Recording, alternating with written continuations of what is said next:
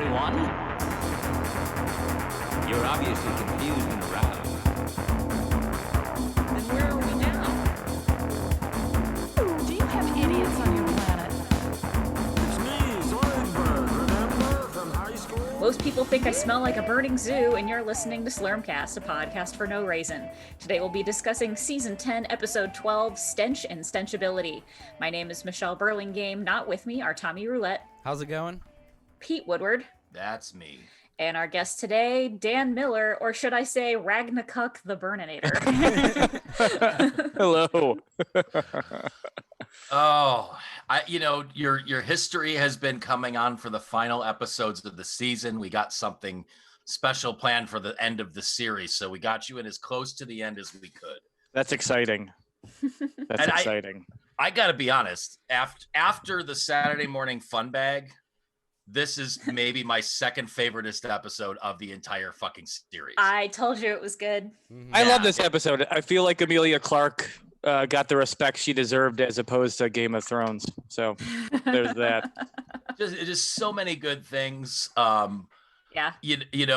With its the weird sort of prescience that Futurama has. I mean, the burning zoo was a meme for 5 seconds back in March at the beginning of the pandemic with Tiger King, because his zoo actually caught on fire. Oh, I didn't even think about that. I didn't either till you just said it, because there were so many lines I was trying to write down. There was a bunch that slipped by. Mm-hmm. Is this the last Jumbotron? There was a Jumbotron on this one. Yes, there was. I don't think there's one for the last episode. It's like some weird humanoid movie projector or something. It was, yeah, there's nothing after this. It was Aesop's Fables. Yeah, we've think. seen clips from them throughout the series. It's Right. probably another just free, no copyright cartoon. Yeah. Public domain. Good stuff. So how, aside from that, how are you weathering the pandemic and everything else, Dan? Well, the restaurant that we opened a year ago is facing its end, so that's fun. Oh, This is impossible. I mean, I don't blame people who don't want to come sit in a restaurant for 3 hours, but that doesn't help me at all. yeah. That's awful. It seems like even the ones that have sort of adapted some with the outdoor seating or whatever. I mean, it's fucking Ohio, and it's getting to be actual fall for once. Yeah. Where it gets into like the 50s and 40s at night, and I mean, it's just it's rough. It's going to be ugly without like a specific bailout package. I think you're going to see. I mean, just in the last month, we've lost like 6 Cleveland restaurants, like Ruth Chris's, Marble Room, Bakersfield. There's a couple other that I'm not thinking. Oh, Spice. They closed for good. Oh. Well, they did at the beginning though to just go catering. Yeah, But- I mean but they had still. always focused more on their catering than in-house, anyways. But yeah, it's not a good look. And this is another episode of Food Talk on Slurmcast. Why change what we do now? Right. We're too close to the end to change. I'm surprised, other than for being a plot device, that we've never heard of Cindy prior to this episode if they've been online dating for 4 years. 4 years. Which Zindy. and he seemed very happy. I mean, I saw that kind of coming a mile away when they started making smelly cracks about him incessantly. Yeah. But I would very, very much like to go to an all-you-can-stand buffet, whether it was at the Chisler or not. Like that just sounded fantastic. Except for the fact that I'm terrified of buffets now. Like, Yeah. I used to get down, but I'm not. It was always a sketchy proposition to begin with. That's I was never comfortable with those to begin with, if I'm honest. I would do it. But I wasn't. I'm a glutton. And that's, oh, yes. China Buffet in Cleveland, West Park is done now. I know. Oh, and good. They skated precariously by with like the worst health ratings in the county for several years. That We had buffet one on the is the east reason side. I stopped going to buffets. But they had salt and pepper frog legs on weekend dinners. That is the Yes. only first and only time I've ever had frog legs. Eh, Was that? And sneeze guards that people just put their head underneath to get closer to the food. Yeah. You know, How are you gonna smell it? you can't. Um, You can't. I felt very akin to Zoidberg, where he's like, I'm gonna straighten up my dumpster, and he's like wiping off the outside and it's polished. He's like, okay, it's all clean except for the one part, the inside. And I'm like, that's the story of my life. Like, I can get the lawn cut maybe on the weekend, and then the inside just sort of. Well, nobody can see that. You know, who do you have to impress? Also, I love that John Zoidberg was this accomplished doctor who knows about Yeti disease and all the other things he nose did. and blowholes. Yes, and then he spent the entire series living in a dumpster. Like, nobody was like, maybe we should help him out. He was just like, I'm going to live in this dumpster. They all Because hated him. Nobody Yeah. likes him. He's unlikable. But he he's saved not. the professor. He saved the professor.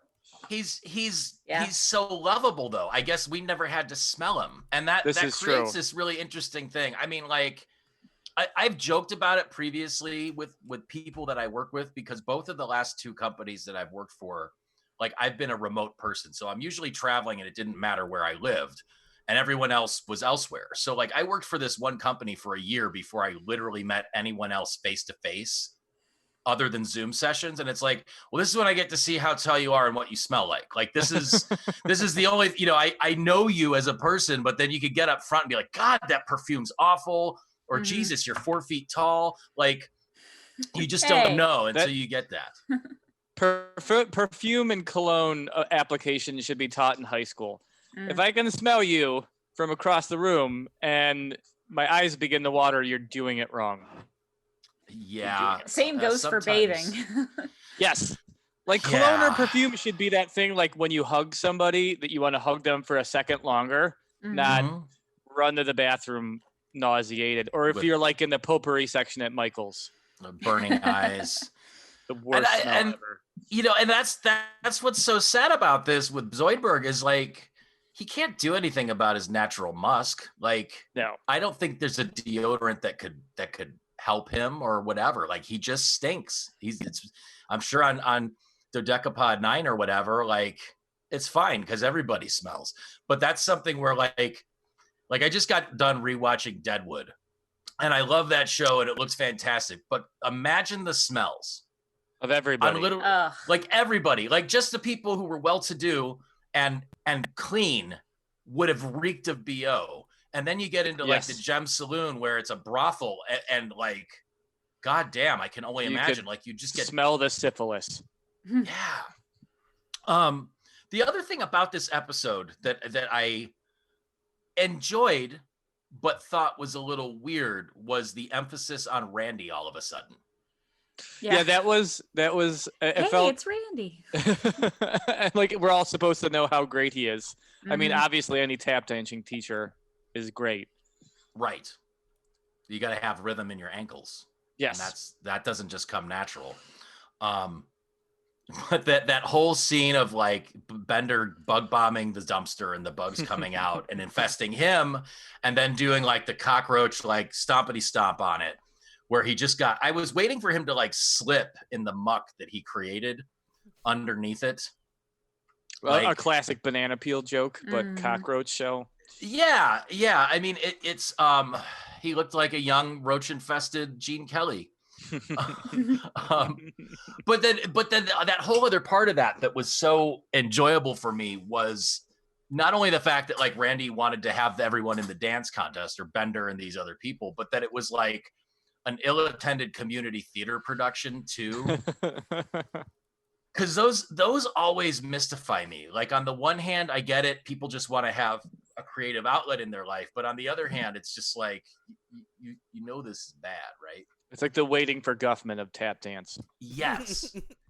Yeah. I would so- watch the crap out of that movie. Christopher Guest produces this episode of Futurama. See, that would be great. There's so much. I mean, it could be like a feature with a nice happy ending. Mm-hmm. But Randy has always been a little sassy, but his sassy was turned up to 11 on this. They turned it up. They did. Yeah, when he says he's organizing a tap dance contest for the Parks and Rec department, and if you don't enter, I'll just kill myself. Okay. That reminded me very much of the Glee leader on Community, who kills the entire Oh yeah. Glee team by cutting the bus's brakes, and then he has everybody else come in for sectionals and regionals. I only saw like the first couple seasons of that. I don't remember that one. It's been a while since I've watched it, but I've been meaning to do a Community rewatch. It is on Netflix. Yes. Yeah. Thank God. Yes. I keep looking at my notes, and there were so many amazing like one-liners, mostly from Zoidberg, but peppered throughout with the others. When he approaches Marianne's flower cart for the first time with the line, "I need something beautiful and cheap for a lady who is one of those things." Like that was just fantastic. I also love that she can't get her scissors sharpened because she's in debt to all the scissor sharpeners. Like, Yeah. Now, when he buys the flowers from her, is he by Planet Express or is he by the bus Yeah, station? her cart was right outside his dumpster. Okay, Mhm. okay, that's what I thought. Because she got there before the falafel guy. yes, she had to get there before him.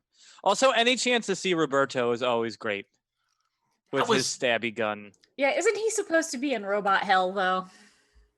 I mean, Robot When- Hell's when we just need in him New to be. Jersey. You Yeah. could always Fry and Bender have gotten in and out of Robot Hell dozens of times. That's true. You may have to make a metaphorical deal with the devil, and by metaphorical, I mean get your coat. I mean, you have to catch the 10:45 from Nutley to get back. But even the stuff here, like when he goes to the bus terminal and it's the New York bus terminal and strategic urine reserve, like that kind of stuff. Just the background jokes on this were good. Like I feel like they've been saving so much of this up.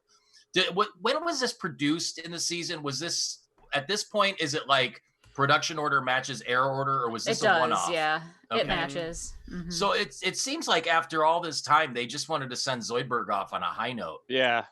Um, It seems like they had a bunch of ideas for a bunch of episodes, and they put them together, but it still worked. you know? yeah, which they did on other episodes in the season to very poor effect. Mhm. Paroli's Choice bus lines was great. I like that. I've never personally ridden a Greyhound. I've taken Megabus a couple times. Like, have you guys ever gone that No. route? I've taken a couple Greyhounds when my sister went to University of Dayton, and I didn't have a car. It was not pleasant. It was hot, and you were close to people who smelled questionably. Yeah. There was a Also- lot of crying children. Driving from Cleveland to Dayton is not great either. No, it's No. pretty. So No. even worse on a bus. But Yes. if you were on a bus, you could like bring a flask or something and at least like dull the Yeah, pain. but they stop All a you lot need- more often though. They do. All you need is your little Discman with 12-second skip protection, because that was a thing still, and it was great. Ramon Rivas, former guest, wonderful comedian, had a great bit about Greyhound back in the day. Like it was something about like going on, and there was a guy who just got out of prison, and his luggage was 2 VCRs he was carrying by the cables. You know, like it's just a ragtag thing, and I get like, you know, if you need to get around and you don't have money, that's sort of like the lowest common denominator option. So I'm not Absolutely. faulting people for it. Like I've been fortunate that I've never had to take a Greyhound, and I'm not adventurous enough to do it. No one's talking Just about for- them. just What for kind fun. of pandemic precautions are they taking? Oh, that's a good question. How are you getting on a bus for 8 hours with a bunch of other people? I've been to the downtown Greyhound station at night to pick people up, and it's about as miserable as a emergency room waiting area Yeah. at 4 a.m. Yeah. Yeah, it's not good. But you know, that it all comes to a head, I guess. Like when Zindy gets off the bus and they meet, she's just like, "Oh fuck, you smell it." He's like, "No, it's the bus terminal." And then they go somewhere. It's like, "Let's go somewhere well With lots of ventilated and grow old ventilation. together." Yeah, like, and then even then, she's like, "Nope, it's you. I'm sorry." Like, She says it's like Comic-Con in a submarine. which I can only Yeah, imagine. it's Now, a very vivid Yes. description. I Anyone can who's smell been to Comic-Con, yes, it's like Yeah. a GameStop it. after it- Comic-Con. so I've never Yes, I worked at the gone. GameStop in Lakewood Mhm. for years, and I had a guy come in with like diabetic feet without socks and all wrapped up with ace bandages, Yeah. and Mm. I cannot. The stench will haunt me to the yes. Like I just asked him immediately to leave. It was horrifying. And I always feel bad about that. There was a guy I used to see at the grocery store. Like I'd go early in the morning on a Saturday. There was clearly something off about him. He was morbidly obese. He'd be riding around in the little go-kart thing. Mm-hmm. But like you could smell him from an aisle away. And it would just immediately make me gag. Like it was like, it wasn't just like BO. It was like, What you think Cthulhu would smell like? no, it was like a pervasive funk of toe jam. And Earl, or just Toe Jam? Just toe jam. Like if you had crawled under someone's big toe nail Ugh. to hang out. And it'd be like, you know, trying to go about my business and like gagging. And on the one hand, it's like, I don't want to feel like this. And then I feel bad for feeling like that because it's just like clearly like the guy's not doing it on purpose. Maybe not, though. I mean, there's a reason that if you go to a Magic the Gathering tournament, there are signs that say deodorant is $5 and you need to shower. Really? Oh yeah, that's been on Reddit a million times. Like signs from Comic-Cons and Magic the Gathering or D&D tournaments. Yep. Not having been to a Comic-Con, like not entirely true, but when I went, I was like 8. So this was like, you know, nigh 40 years ago. But is it really that bad? Is it like people sweating in cosplay costumes, or is it just poor hygiene? Is it a mix of both? It's All a mix of of the both. above. Yeah. Yes. All Absolutely. of the above. Yeah. It's attractive women in cosplay being hounded by neckbeards. And Yeah. yes, When that's a lot of it. When I was a bartender, we had a whole meeting about like people's odor and what you could or couldn't kick somebody out for. Like if it's just 'Cause you like had those- body you had odor the gutter and punks. they're just like, well, yeah, exactly. Or blue collar workers that got off work and they're stinky. But Well, I if mean, rest somebody in smelled peace, like literal shit, then yes, you could. Rest be like, in you have peace, to leave. Andy, former Funhouse and Spitfire barfly, but he would stink and then occasionally shit his pants too at the bar. Like, And that was the reason for the meeting. It was when did the stench get to the point where you could say you have to leave? You need like the fire warning thing from Australia. Yeah. You're in a yellow. You're approaching orange.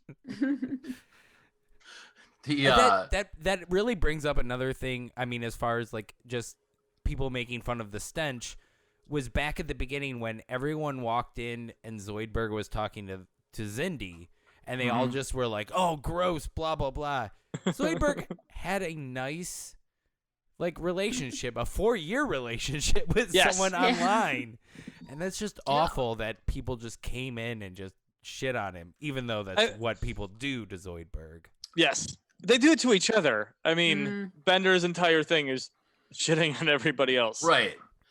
I mean, that part of it, like saying it vocally, but like, you know, it takes all kinds. But Zindi was not easy on the eyes. And No, she was a Toxic Avengers like B-level character. Yes. Trauma. But you know, and I like when she runs off on Zoidberg with the line "Something's come up, it's vomit," which is another great one. Like that sounds like a line from Heathers. You know, like it's so just dead on. Like that one, or from Tank Girl when she says it's been swell, but the swelling's gone down. Yes. That's another one of my favorites. But just him being all heartbroken and sad sacky, like clearly he's invested his whole heart and soul into this relationship. And to have it be, you know, tanked immediately upon meeting this person that he's been so excited about because of something he can't change, like that's horrible. And then he tries to get a refund on his flowers. for his moldy pennies. Yes. Those are Mr. Jerk. Which leads us to the whole Roberto confrontation, which was great. It was just the gun long and enough. knife. It's kind of a half gun, half knife contraption. I enjoyed it. But just that he could lift up his arm and subdue him. I feel like they should have used that power so many other times in so many other predicaments that they've been in. You know, I'm happy with him spraying people with ink. That was always fun. His slippery ink. Yes. He just did that in last week's episode to let Hermes slip out of the vent. But what I didn't understand about that is Roberto's a robot. Why could he smell? Well, General Grievous had hacking lungs, so I don't think we have to question future robots in there. I don't know. I mean, is that like an upgrade on the robots? Is that for specific robots for specific purposes? I can see how that would be a good thing. If you could smell oil burning, that would be a warning that something's wrong. Like a carbon monoxide detector or a smoke detector or something. But yeah, it's just I keep seeing these lines. You were so brave and frugal. I'm sorry, don't hit me. You know, like all of that was beautiful.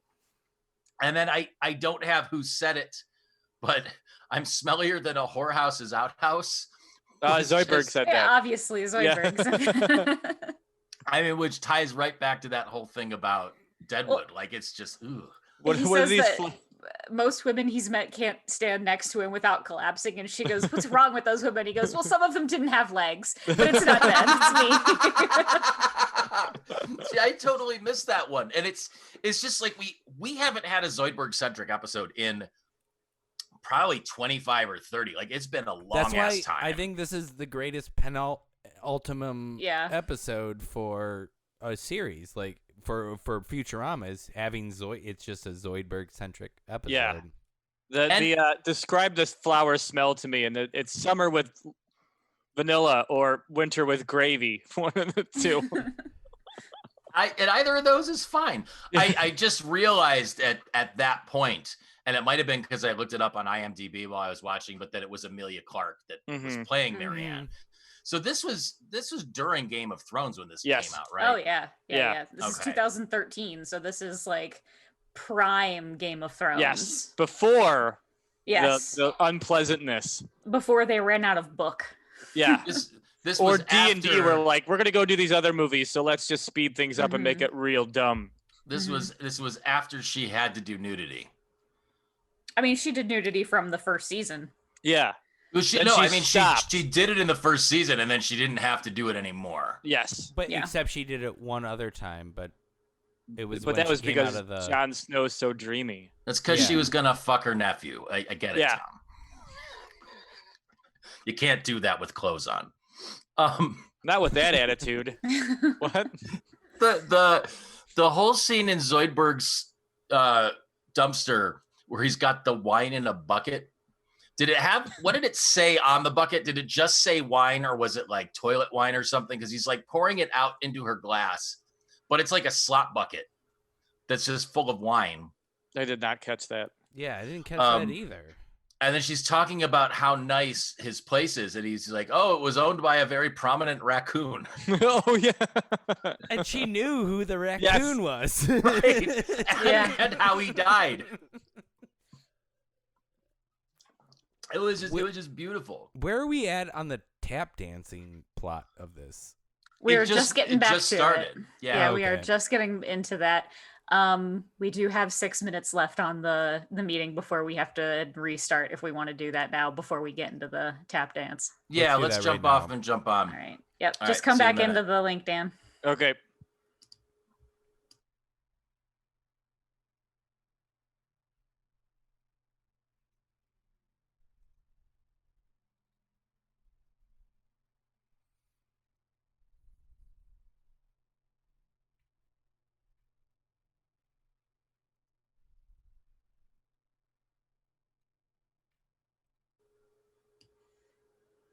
All right, we back. Yay! And again, I was happy for all of the Randy action in this, but I was just kind of perplexed by everyone being such a big Randy fan all of a sudden, because he's been around for a long ass time. Yes. There are parts of the Bible that I like, and there are parts that I don't like. And the other contestants, I mean, I recognized Petunia, I recognized HG Blob. Who was the one with all of the legs? Like the spaghetti legs? He named that one by name, and I just don't remember what it was. Yeah, I didn't know where they came in from. And then of course there's Tanya, which had a beautiful twist, 3/4 of the way through the episode that I didn't see coming, completely blindsided by it. There's also Petunia. Yeah. And Petunia's, wonderful seeing her again. Not letting me down with the way she handled all of it. But that whole line of she has a serious heart condition. She keeps stealing them. Also, she has a serious heart condition. Oh, it was Greg was the name of the guy with. Yeah. Oh God. It just, it was just so good. Just so good. And then when Bender was asking about the prize, he's like, there's no prize, Dorothy, unless you count the satisfaction of winning. I mean, like, is this the first time Zoidberg's gotten laid? Because it kind of transitions into that scene where he comes in the next morning. He's like, we had a beautiful night of lovemaking. We're making it a dumpster. What was did he ever get laid in the episode where he's trying to mate? They go back to his planet. No, she goes after Fry. Yeah, that's right. And I couldn't everyone, remember. they all die after they. Yes. Yeah, they all die. So, yeah, because right. she meets with the chief, and then Zoidberg's the only one left alive. Does that mean Zoidberg's gonna die now? No, I think it's only if he so. mates during the mating season. The mating season? Okay. Yeah.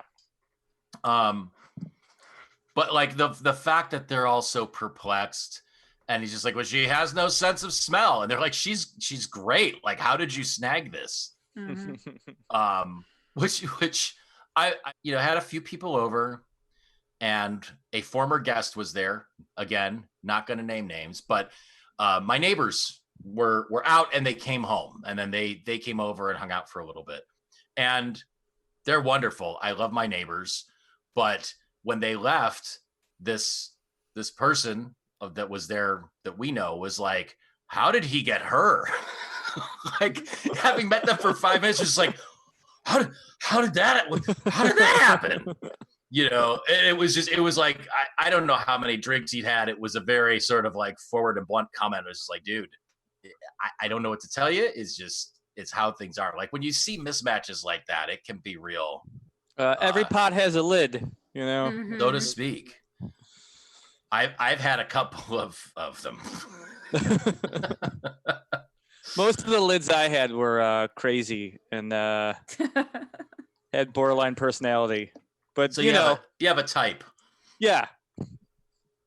It's one of those lids that it kind of fits on, but then like you still let steam out the side. Yes. You gotta tilt it. When you go, it burns the shit out of you every time you try to lift up the lid. Yeah. It's got a it metal loves you. handle, and it's the same size but from a different set, so it's like it fits, but the seal is not there. Is there? This is again, this is what we do, but taking a complete sideways drag. Is a nose transplant a real thing? Well, the nose itself that's doing the smelling, it's everything Inside it, further right? back. Yeah.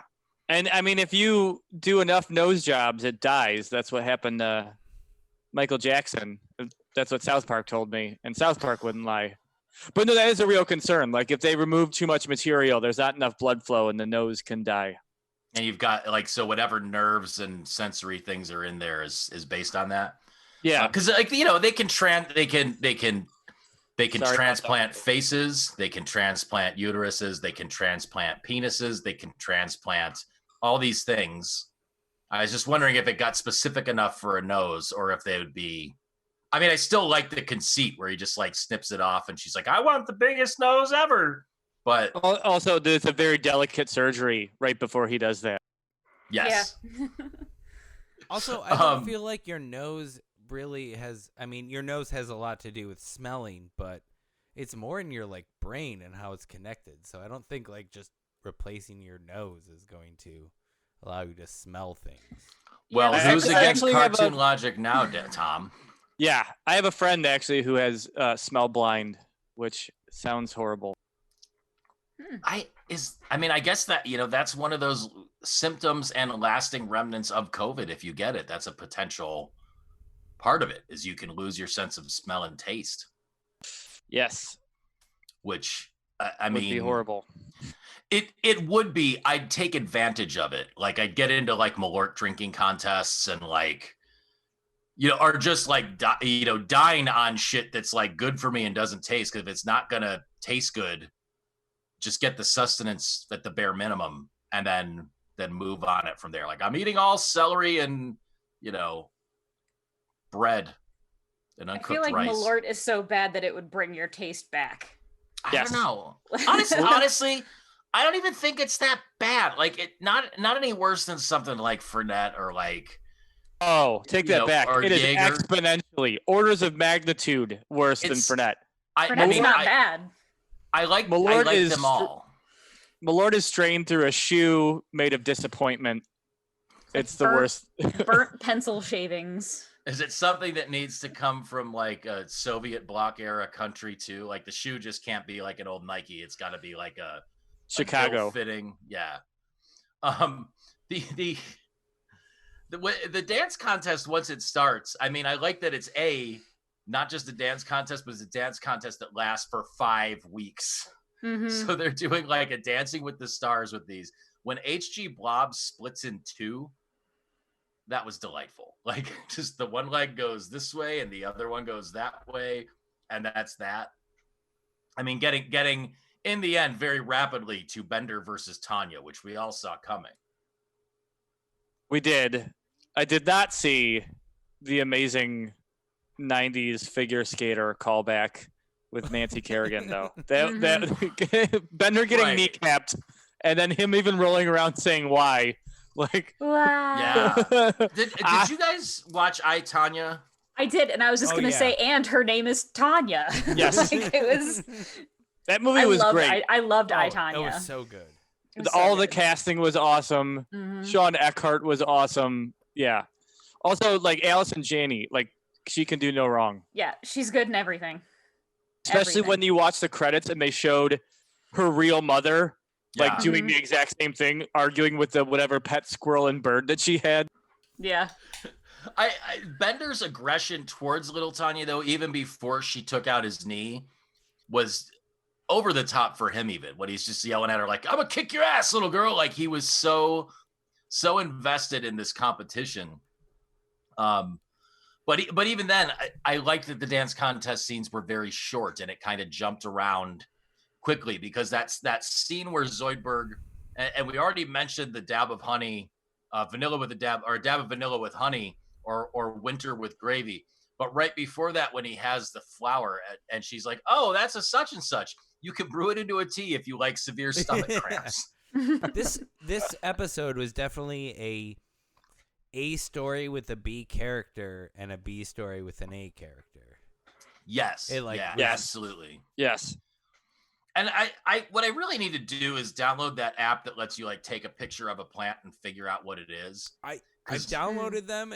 There's ones where it's free and you can only do so many plants. Oh, okay. And I wasted it on one plant because it wouldn't tell me what it was, and I needed to know what it was. Well, the only plants you need to know are poison ivy, oak, and sumac. Everything else you can eat. Not necessarily. And the reason I say that is there was an incident a few years ago with my ex-wife and I where she had put some herbs in pots in a little, window box outside our back door. And she told me that this plant was basil. And so I made pesto out of it one day, and it turned out it was zinnias. Like we didn't die or get sick or anything, but it was not fucking basil.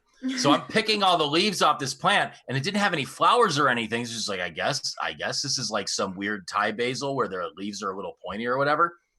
2 cups of leaves off that motherfucker, made pesto out of it, ate it on pasta. I was like, this really doesn't taste like anything. Like this doesn't have any. You didn't notice that there wasn't any smell when you were picking the leaves? Man, I don't know enough about plants to know that. I know it now. Now I got so much basil. I had people coming to my house to take my basil because I made like 3 quarts of basil pesto this weekend. And I thought that would be enough. And then I had 2 other people come and help themselves to their fill. Like it was a good year for that. But this is maybe 10 years ago. So I was flying blind. Like it's in a pot. You're the one who put it in the pot. You should know what it is. I'll trust you. That logic tracks. That's fine. You should be able to trust your significant other to tell you what they planted. I won't say it was the first of many mistakes, but it was definitely one of them.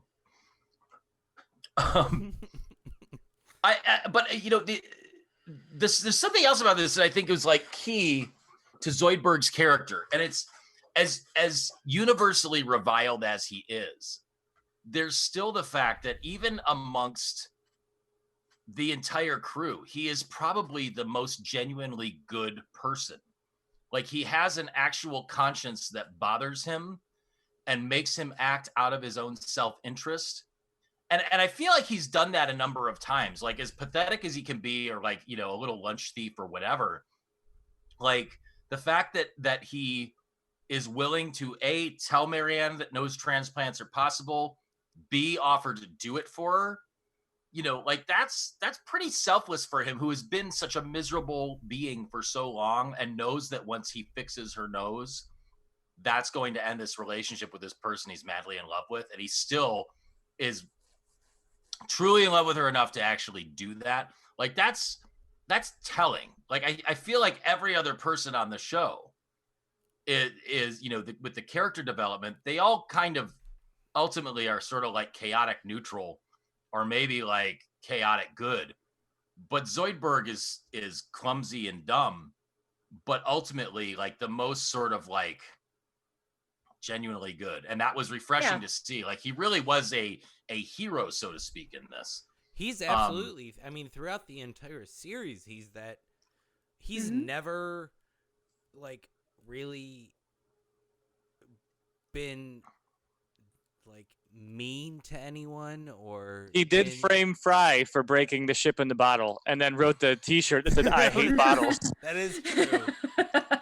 He did. He had the big mea culpa at the end where he tried to stab himself with the sword. Yeah. That sword cost $5,000. Speaking of Fry, and we skipped over this, but the part where Professor's like, listen to Orange Joe. And I remember that came up earlier, but what was that from? Because it's beautiful. Was that like people call me Orange Joe? Yeah. Just like it was such a good callback so late in the game. Yeah. I just loved it. I don't know. That was a whole like I felt so bad for him. Like the end of this episode made me so happy. And normally when I finish one of these episodes, I just don't give a fuck. I'm just like, okay, I'm done. I got my notes. I'm okay. And this was like after 4 years of doing this podcast, like to see this character development and a series of events where arguably one of my favorite characters, if not the favorite, gets to have a happy ending despite being the eternal sad sack was such a wonderful thing. It is a nice send-off for the series. Yeah. Yeah. Like I hope the final episode next week is even more so, but like this one and the other one with the Saturday morning cartoons are still like the high point in 100+ episodes. Like it took this long to get to those, and they were peppered throughout the season with other just garbage. I like the final episode's outstanding too. I like that one a lot. Was it Leela who said to Bender as they're talking to him backstage at the dance competition, you've accomplished so much more than the rest of us would bother to? Mm-hmm. Which I feel, number one, should be like how we send off this podcast after we do the last episode. Because that's been the recurring theme of this season. The guests come out, they're just like, I can't believe you're still fucking doing this. Like, good job. Pat yourself on the back. Yeah, that's your Midwestern work ethic for you. That But the back and forth when he talks about sabotaging Tanya, and Fry's like, that seems like a solid plan. And he was like, it's the most horrible thing I've ever heard. And he goes, well, that's true. Like just classic dumb Fry. And only in the best parts, because he really wasn't in this episode very much at all. He was so minimal in this entire episode, which is deserved, I think, because there's been so much Fry-centric stuff for so much of the time. I know he's the main character, but still. I also love that his plan is to put tacks in her shoes. Like you wouldn't immediately notice that and then dump them out. You'd be like, oh, well, they're on now. What can I do next besides dance? His whole plan was that she would bleed out enough. Like that was the whole point. All those major veins and arteries in the sole of your feet that tacks would hit. Have you ever stepped on a tack, though? I have stepped on a nail when I was building houses, and that is one of the it's worst. Not fun. No, Yeah. because the second it starts to go in, you know there's nothing you can do to stop it. It just goes all the way through. Yep. Yeah. I think I've had similar things, but not specifically like that. Like that's rough. There was a couple good lines right in this area too, where they're prepping for the surgery. And they're like, she'll be forever grateful from somewhere upwind. was really good. But then when Bender comes in with his fucked up knee and Zoidberg's like, I just don't have time for this, robot. Here, take this, patch yourself up with this medicinal wacky patch. I don't know if that's a thing. Like, is a wacky patch a thing? Was that like some kind of funny Band-Aid or something? Or like what was... I honestly don't think I can recall them using that at all in the series.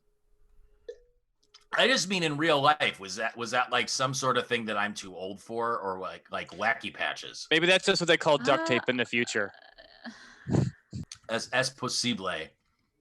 What was the joke? It was something about apes. Oh God, I didn't even catch that part of it.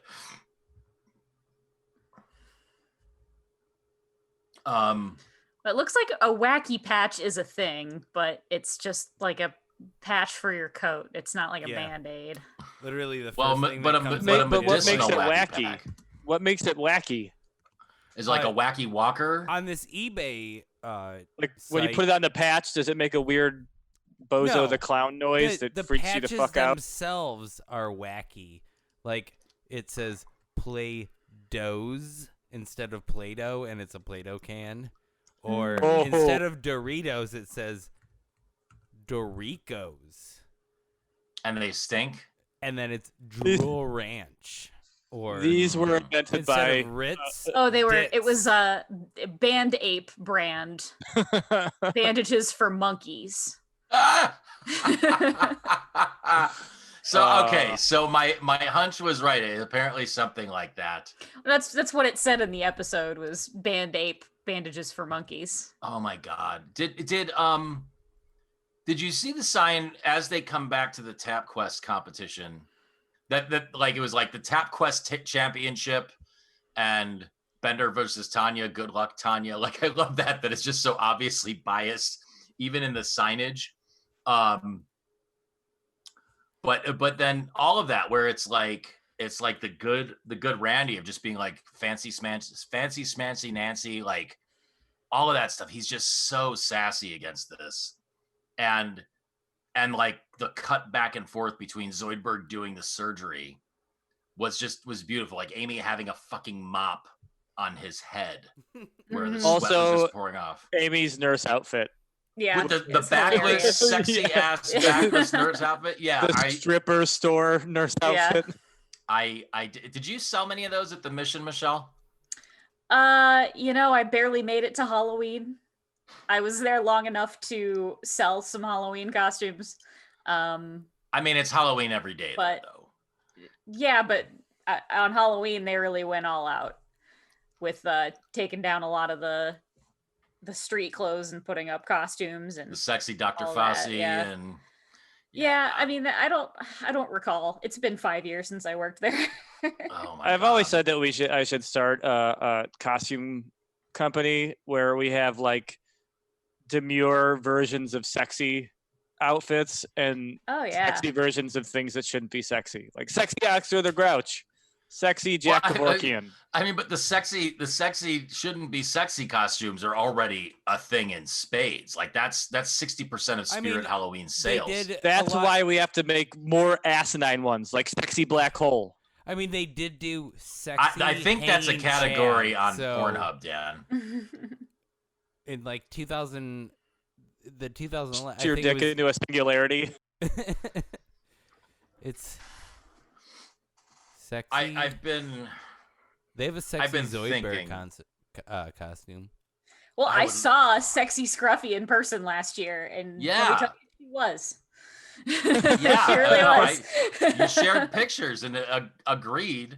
I talked to her and I was like, you know what? I love your costume.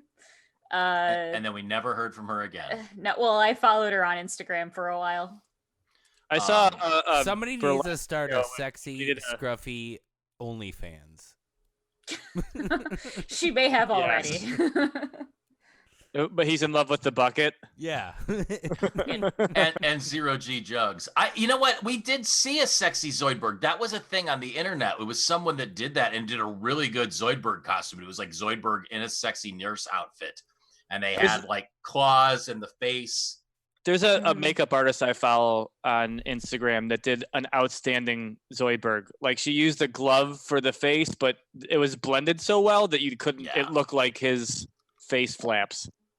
Well, that was another thing in this that we haven't talked about at all. Like when him and Marianne are making out, like there's a lot of tentacles going on. Yeah, he's got to move him out of the way because his mouth's underneath. You know, that's just face massaging goodness. Like, who doesn't want extra fingers on your face when you're making out? I mean, I'm trying not to get too gross, but just from a logistical perspective, like you could do some pretty amazing stuff if you had a hand on your face in that situation. I could play video games without getting grease on the controller because I could just eat chips or whatever. You could do that. I'm talking about actually intimate situations. Like it's like, I mean, I see things like that. A lot of intimacy playing video games. I don't know what you're talking about. I don't have one of those accounts where you can show your boobs while you play. I just have an NES Classic. You need a special account for that? I just show my boobs while I play video games. I mean, I do it constantly. That's why I don't turn my camera on at work. They don't need to know what the pelt is doing. The slapsticky part of the Tap Dads contest was pretty wonderful. Like when Bender's leg flies off and just whacks Fry in the head. When the wacky patch fails, basically. But then when he like jumps and then lands in the socket for the big light after dancing on his hands, which is also great. Yeah, no, it was fantastic. And it was just so good. To the point, obviously Tanya wins, and then Bender coming back with "I never knew I could hate this much" over literally nothing. He's never been invested in tap dancing until this episode. I've always wanted to do this since just now.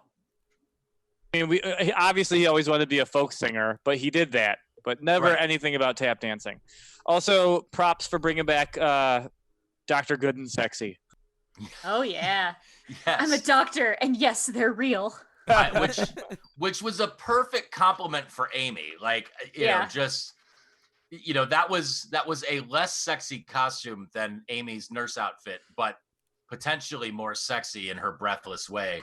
Because Tanya had a cute little heart attack. She had the cutest heart attack. And the fact that Bender went over the top to say, "I'm not even going to wait to dance on your grave," and then dance directly on her dead body. Right on you. Which totally ties into something else, because he inadvertently resuscitates Tanya by kickstarting her heart, a la Motley Crue. Mm-hmm. I love that song. Not ironically either. I'm fine with the Crew. I love Motley Crue. Their first two records are some of the best records of the 80s. I will die on that hill. I've been digging deep into my glam metal past lately, especially, rest in peace, Eddie Van Halen. He passed away yesterday. So like, as soon as I got my business taken care of yesterday, we turned on the Dr. Mario and just had Alexa play us a bunch of fucking Van Halen songs. And it was glorious because every time a Sammy song came out, you'd be like, next. And then skip. yeah. Eddie Van Halen is a literal guitar god. Everything else, though, the only thing I like about Van Halen is that it gave us Dr. Roxo. Like, that's it. Look, David Lee Roth. I hate him. No, I'm sorry, you're wrong. And he was training to be an EMT before he became a disc jockey. Can you imagine you're dying? It's your last moments, and then this guy comes training kicking out of an ambulance. He finished training and worked as an EMT in New York City. That's terrifying. I would just say, could you get me another more serious EMT? But that's the thing that was occurring to me listening to this. When you get into those songs where he gets into his little raps, like in Unchained or in Everybody Wants Some or in Hot for Teacher, like he's a genuinely entertaining guy, but he's also brilliant. Like he's a mile a minute nonstop exhausting. Like I would like to be around him for 5 minutes and then get the fuck away from him. But like he did an interview with Mark Maron on WTF a couple years ago. It's a fascinating fucking thing. And his book, his autobiography that he put out in the either late 80s or early 90s called Crazy from the Heat. Like I used to read that once a year. It's batshit insane, but it's a fucking fascinating read. Like out of all of those autobiographies, Heroin Diaries is definitely my favorite. Like, yeah. I mean, is David Lee Roth the best singer ever? No, he's not even a good singer. Clearly the guy from Nickelback. I mean, we're all in agreement with that, right? He sells it so much. He's just a consummate entertainer. From Creed. That's Creed. I wish Scott Stapp's name was Scott Strapp because that's better. Did I say Strapp? Is there? You did. Is there Creed? The drag queen. Is there Creed themed porn starring Scott Strapp on or something? If not, I want to know. Me neither. But the whole thing with her heart getting restarted, what I was getting to is, I know you and I have had several conversations about Toast of London, Michelle, because I feel I'm safe in saying that we're both obsessed with Matt Berry. Oh yeah. He has another show called Year of the Rabbit. That's a Victorian period piece detective show. I have to start. That is a new one, and I haven't watched it yet. Right. But I had to subscribe to some bullshit additional channel on Amazon. So I'm trying to get that IFC, whole first season. I think. Getting it in the first week so I can cancel it before they start charging. But the character in that show, Inspector Rabbit, has a heart that will stop periodically and people have to like beat the shit out of his chest to start up. So it's been a recurring gag in it. And so we've been watching that and then watched this episode yesterday. I'm like, fuck, this is like the theme of the week. Like, I'm going to die. Fantastic. It's so good. Yeah, I guess it jump back around. So we come from Tanya being resuscitated to Marianne coming to in the hospital in the recovery room. And Zoidberg has the flowers. And here's the big ironic twist, Alanis Morissette style. She's like, these smell disgusting. And she loves the way Zoidberg smells despite having the nose that works. Because it's love. She never learned a good smell from a bad smell. I don't think it works like that, though. So it was an interesting conceit. She also says, I like the way you smell because I like you. Yeah. Which was adorable. Makes sense to me. I mean, I just love that they goosebumps. It ended with Zoidberg ending up with the girl. Like in her giant dump truck. And she got her perfect job because she loves the way garbage smells. Yeah. So she's, but I love how she goes to his dumpster and she says, I got a new job and I'm going to have to dump you. And he goes, I would love that. And then she literally just dumps his dumpster into her truck and then they kiss. He's sitting there. When he pops out of the dumpster, he's like, oh, there's nothing better than that first glass of dumpster juice in the morning. Like, I've spent, and I'm sure you're intimately familiar with it too, Dan. I've spent enough time working in food service that like those dumpsters get mad. They do. But the worst smell in any restaurant ever is the grease trap. Yes. Grease trap Yeah, is the worst 100%. smell. So I cut my beard off because I had to clean one out, and I couldn't get the smell out of my beard. I live near Tamori's Pizza and $2, and their grease barrel is essentially in my backyard. Oh, And in that's the in the horrendous. summer, it's the worst fucking thing I have ever smelled. It is disgusting. There So bad. literally is no way to describe it, and it will haunt you. Mm-mm. It will haunt you. Yeah, it's. I mean, my girlfriend owns a donut shop, and they've got their share of friolator oil that goes on through that, and it's.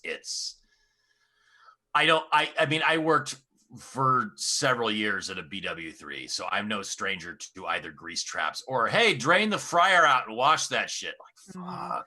But draining a fryer is a lot. Like, I used to be a fry cook for a while, and I'll take that any day of the week over opening up a grease trap.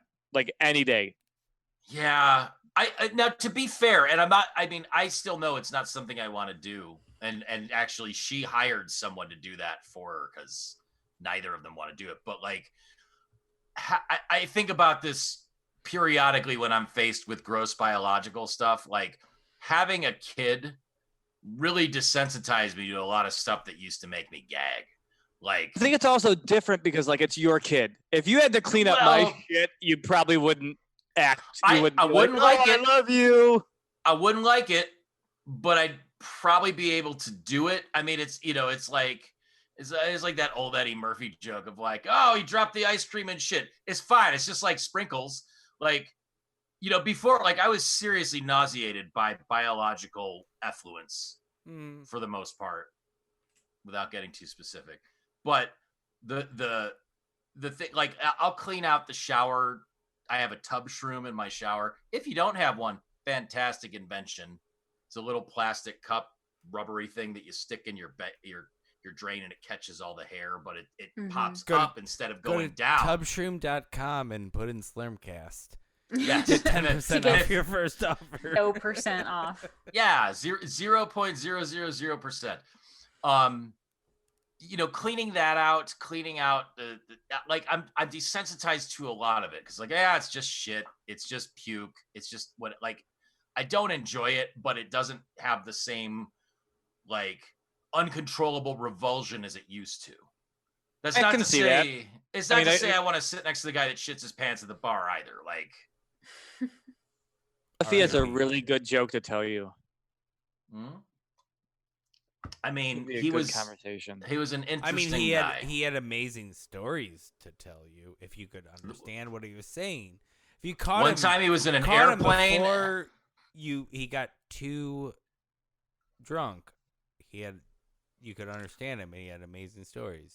He was in an airplane in World War II in the gun pit below, and he got stuck because they got damaged. And then he drew a picture of the plane with cartoon wheels, and it was able to land on the cartoon wheels, and he was saved. It was amazing. No. Almost. So anyway, Tanya and Bender end up being friends too because Tanya is so irredeemably evil that Bender loves her. So that's even more of a happy ending for this happily ended episode. Is that something that persists into the next episode, or are we just to infer that they're lifelong buddies in crime now? The next episode has nothing to do with anything else. Okay. At all. But they heartlessly rob Hattie McDougal.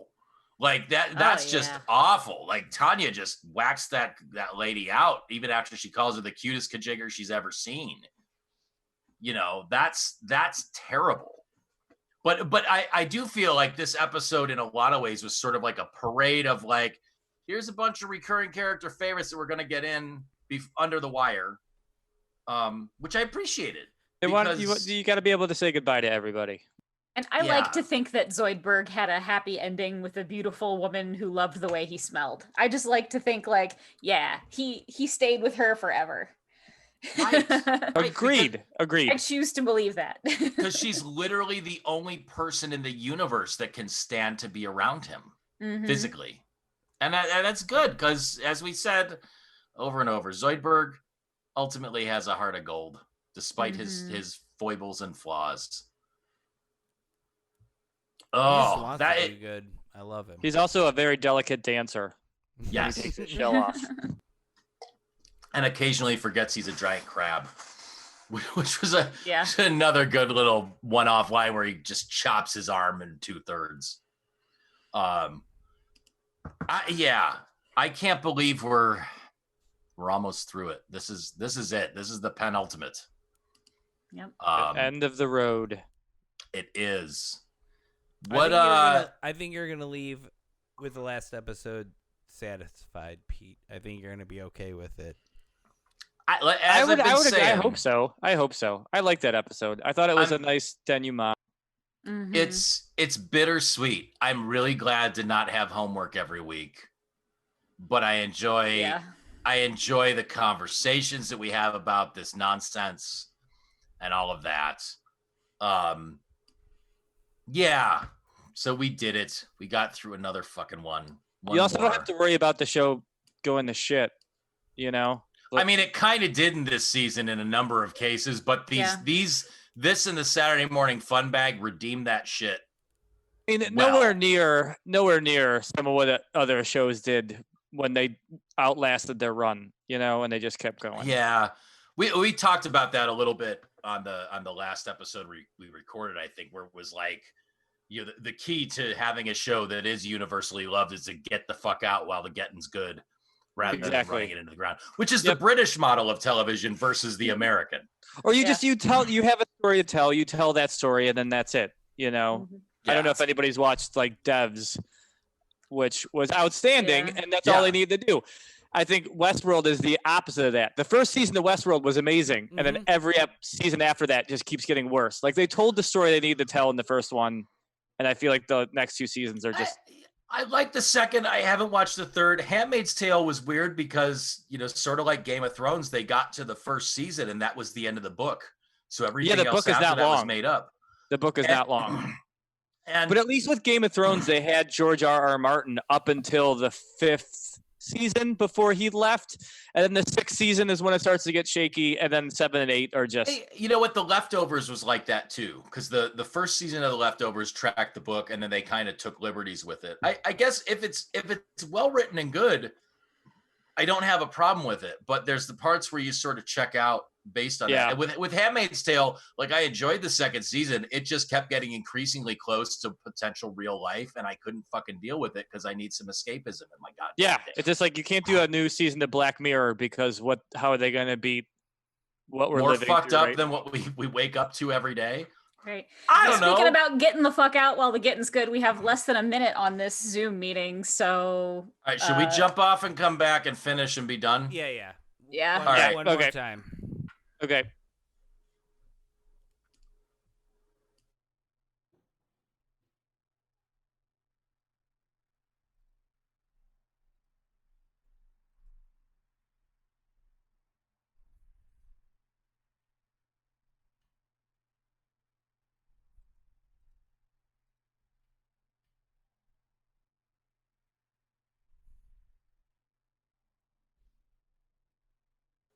Let me know. I might have an emergency. One of our cats might have gotten out. Oh no. Uh-oh. Well, Pete. as soon as Pete comes back. Well, let's start ending this right now. Yeah, would you have anything to Do you have a plug? name plug? I actually did. I started a nonprofit about mental health normalization called the Little Black Cloud Project, which is pretty important to me. It's just I'm selling these little black clouds that I hope become as ubiquitous as like pink ribbons, because I think one of the biggest things about depression and mental illness is the stigma, and people don't talk about it, which is isolating. So my hope is that these can be a visual indicator that there are other people going through the same shit. So it's really important to me. It's now more than ever. I mean, Yeah, do you have a website for that, or should they just look you up on Facebook? It's littleblackcloud.org. Awesome. And all of the proceeds go to the National Alliance on Mental Illness and the Suicide Prevention Lifeline. Amazing. Awesome. How are you going to get rich off that, Dan? I'm going to do the exact opposite of what Susan G. Komen did and actually use the money for good. Heyo. All right, Dan, thank you so much for coming on here. Yeah, for all of your multiple previous visits. It has been an honor. Yeah. No, it has. It's been fun. It's been fun. Yeah. Fun will I accept. Honor. No, I genuinely love Futurama. You know, it's one of those TV shows that's in my heavy rotation. It's up there with Parks and Rec, Community, and The Good Place right now.